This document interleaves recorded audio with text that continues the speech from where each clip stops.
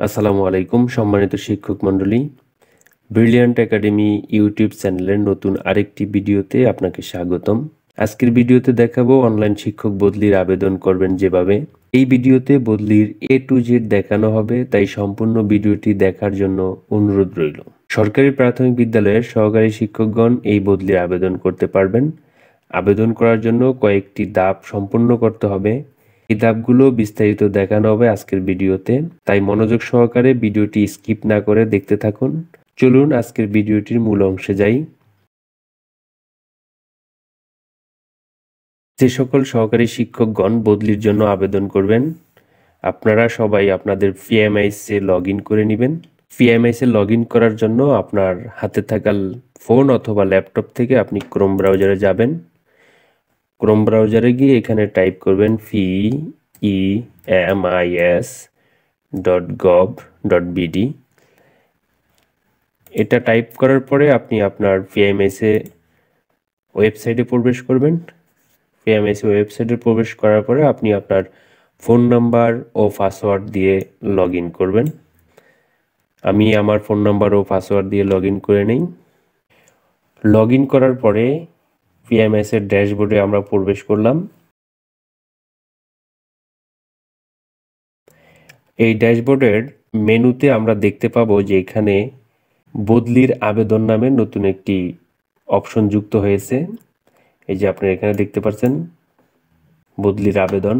এখানে ক্লিক করার পরে অথবা আপনারা আপনাদের ড্যাশবোর্ডে প্রবেশ করার পরে দেখতে পাচ্ছেন যে একই উপজেলায় বদলির আবেদন জমা দেওয়ার সময় শুরু হয়েছে।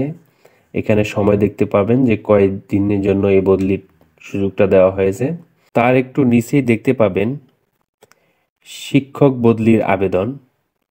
এই যে এখানে শিক্ষক বদলির আবেদন, এই শিক্ষক বদলির আবেদন এখানে ক্লিক করবেন। ক্লিক করার পর আপনাকে আবেদন পেজে নিয়ে যাবে। শিক্ষক বদলি আবেদনে ক্লিক করার পর আমরা আবেদন ফর্মে চলে আসলাম। আমাদের প্রথম কাজ হলো পছন্দের বিদ্যালয় সিলেক্ট করা। আপনি যে বিদ্যালয়ে বদলি হতে চান সেই বিদ্যালয় সিলেক্ট করবেন। আপনি 3টি বিদ্যালয় পছন্দ দিতে পারবেন। বিদ্যালয়ের পাশে দেখতে পাবেন শূন্য পদের সহকারী শিক্ষক, অর্থাৎ আপনি যে বিদ্যালয়টি সিলেক্ট করবেন ওই বিদ্যালয়ের পাশে দেখতে পাবেন যে শূন্য পদ সংখ্যা। আপনি যে বিদ্যালয় পছন্দ দিবেন ওই বিদ্যালয়ে শূন্যপদ থাকলে সেই বিদ্যালয় সিলেক্ট করবেন। বিদ্যালয় খোঁজার জন্য বিদ্যালয়ের তালিকা দেখুন। এই যে এখানে দেখতে পাবেন, এখানে আপনি বিদ্যালয়ের তথ্য দিয়ে বা বিদ্যালয়ের নাম্বার দিয়ে অথবা ক্লাস্টার সিলেক্ট করে কিন্তু আপনি আপনার বিদ্যালয়টি খুঁজে বের করতে পারবেন। আপনার পছন্দের বিদ্যালয়টি আসার পরে যোগ করুনে ক্লিক করবেন। এখানে ক্লিক করার পরে আপনি আপনার এই যে পছন্দের তালিকা চলে আসবে। আপনি সর্বোচ্চ 3টি বিদ্যালয় সিলেক্ট করতে পারবেন। 3টি বিদ্যালয় সিলেক্ট করা হয়ে গেলে আপনার এখানে আর কোনো কাজ নেই। আপনি যদি চান যে এখান থেকে একটি বিদ্যালয় মুছে অন্য একটি বিদ্যালয় অ্যাড করবেন, তার জন্য এখানে আপনি ক্লিক করবেন। মুছে ফেলুনে ক্লিক করার পরে আপনি আবার নতুন করে এখান থেকে বিদ্যালয় খুঁজে যুক্ত করুনে ক্লিক করতে পারেন। বিদ্যালয় পছন্দ হয়ে গেলে এখন আপনি কি করবেন, নিশ্চিত করুন এখানে ক্লিক করবেন। নিশ্চিত করুনে ক্লিক করার পরে আপনাকে পরবর্তী পেজে নিয়ে যাবে। এই পেজে আপনি কি কারণে বদলি হতে চান তার একটি কারণ নির্বাচন করতে হবে। এরপর হচ্ছে বদলির কারণ নির্বাচন করুন। আপনি কি কারণে বদলি হতে চাচ্ছেন তার নির্দিষ্ট একটি কারণ দেওয়া হতে পারে। এই যে আপনি এখানে দেখতে পাচ্ছেন বদলির কারণ। এখানে আপনি 2টি কারণ দিতে পারেন। আপনি যদি বদলি হতে চান তার কারণের জন্য আপনি একটি ডকুমেন্টসও দিতে পারেন প্রমাণ করার জন্য। বদলির কারণ দেওয়ার পরে আপনি কি করবেন, এই নিশ্চিতকরণ এই বাটনে ক্লিক করবেন। আপনি যদি পিছনের পেজে যেতে চান তাহলে এই পূর্বের পৃষ্ঠায় চলুন। এখানে ক্লিক করলে আপনি পিছনে কোনো কিছু পরিবর্তন করতে পারবেন। যেহেতু আমি কোনো কিছু পরিবর্তন করব না, এজন্য নিশ্চিত করুন এখানে ক্লিক করলাম। ক্লিক করার পরে এখানে আপনি আপনার আবেদনের বিস্তারিত সারাংশ দেখতে পাচ্ছেন।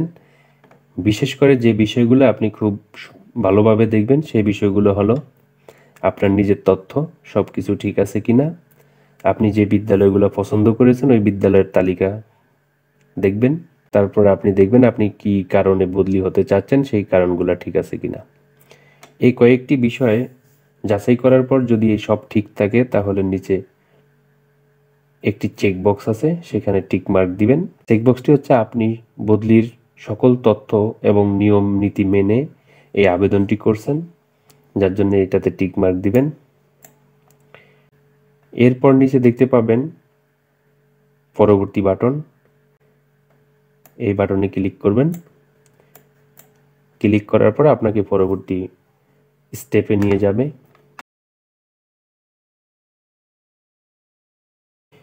এখানে আপনি দেখতে পারবেন আবেদনের কপি, আপনি যে আবেদন করেছেন তার একটি পিডিএফ কপি। আপনি চাইলে এখান থেকে ভালোভাবে কিন্তু সবকিছু যাচাই করে নেবেন, অথবা আপনি পূর্বের পেজে যে কোনো কিছু সংশোধন করার প্রয়োজন হলে আপনি সংশোধন করে নিতে পারেন। এখন এই পেজটিকে আপনি কি করবেন, ডাউনলোড করবেন। ডাউনলোড করে আপনি চাইলে প্রিন্ট করে নিতে পারেন। ডাউনলোড করার জন্য আপনি এখানে ক্লিক করবেন, এই যে ডাউনলোড অপশন, এখানে ক্লিক করার পরে কিন্তু আপনার আবেদনের কপিটি ডাউনলোড হয়ে যাবে। আপনি এটিকে প্রিন্ট করে আপনি নিজের কাছে রেখে দিতে পারেন। তার একটু নিচে দেখতে পাবেন সাবমিট করুন। এই সাবমিট করুনে ক্লিক করার পরেই কিন্তু আপনি আবেদনটি সাবমিট করেছেন। এখানে ক্লিক করার পরে আপনাকে নতুন আরেকটি পেজে নিয়ে যাবে। আপনার আবেদনটি সাবমিট করার পর আপনার মোবাইলে একটি ওটিপি যাবে। পিএমএসে নিবন্ধন করার সময় যে ফোন নাম্বারটি দিয়েছেন আপনি, সেই ফোন নাম্বারে একটি এসএমএস যাবে। ওই এসএমএসে 4 ডিজিটের একটি কোড থাকবে। ওই কোডটি এখানে দেওয়ার পরে আপনি ওকে বাটনে ক্লিক করবেন। ক্লিক করার পরে আপনি যদি সঠিক ওটিপি দিয়ে থাকেন তাহলে আপনার আবেদনটি সফলভাবে সাবমিট হয়ে যাবে এবং আপনাকে এই অভিনন্দন নামের একটি পেজ আপনাকে দেখাবে এবং এখানে আপনি দেখতে পাবেন ট্র্যাকিং নাম্বার। এই ট্র্যাকিং নাম্বারটি আপনি চাইলে লিখেও নিতে পারেন এবং বা ডাউনলোড করেও রাখতে পারেন। পরবর্তীতে আপনার এটি কাজে লাগবে। আবেদনটি দাখিল করার পরে আপনি আপনার আবেদনের বর্তমান অবস্থা দেখতে পাবেন। আপনি আপনার পিএমএস সফটওয়্যারের বদলি আবেদনের এখানে ক্লিক করার পরে দেখতে পাবেন যে আপনার বর্তমান আবেদনটি কোন অবস্থায় আছে এবং কার কাছে পেন্ডিং রয়েছে। আপনি আপনার আবেদনের বর্তমান অবস্থা দেখতে পাবেন। আপনার আবেদনটি প্রধান শিক্ষক এর অনুমোদনের পর সহকারী উপজেলা শিক্ষা অফিসারের অনুমোদন দিবে। সহকারী উপজেলা শিক্ষা অফিসার অনুমোদন দেওয়ার পরে উপজেলা শিক্ষা অফিসার আপনার আবেদনটি অনুমোদন করবেন। উপজেলা শিক্ষা অফিসার আবেদনটি অনুমোদন করার পরে আপনার জেলা প্রাথমিক শিক্ষা অফিসার অনুমোদন করবেন। জেলা প্রাথমিক শিক্ষা অফিসার অনুমোদন করার পরে এরপর মহাপরিচালক আপনার আবেদনটি ফাইনালি অনুমোদন দিবেন। তারই আপনি অবস্থান এখানে দেখতে পাবেন যে কার কাছে আপনার পেন্ডিং রয়েছে। তারপর ফাইনালি আপনি একটি বদলির আদেশ পাবেন। এভাবে আপনি আপনার আবেদনটি খুব সহজে মোবাইল অথবা কম্পিউটারের মাধ্যমে দিতে পারেন। তো আজকের ভিডিওটি এ পর্যন্ত। যদি ভিডিওটি আপনাদের ভালো লেগে থাকে তাহলে অবশ্যই লাইক করবেন এবং আপনি কোনো বিষয় জানতে চাইলে আমাদের কমেন্ট বক্সে লিখে যাবেন। নতুন নতুন ভিডিও পেতে আমাদের চ্যানেলটি সাবস্ক্রাইব করে রাখবেন। ধন্যবাদ সকলকে।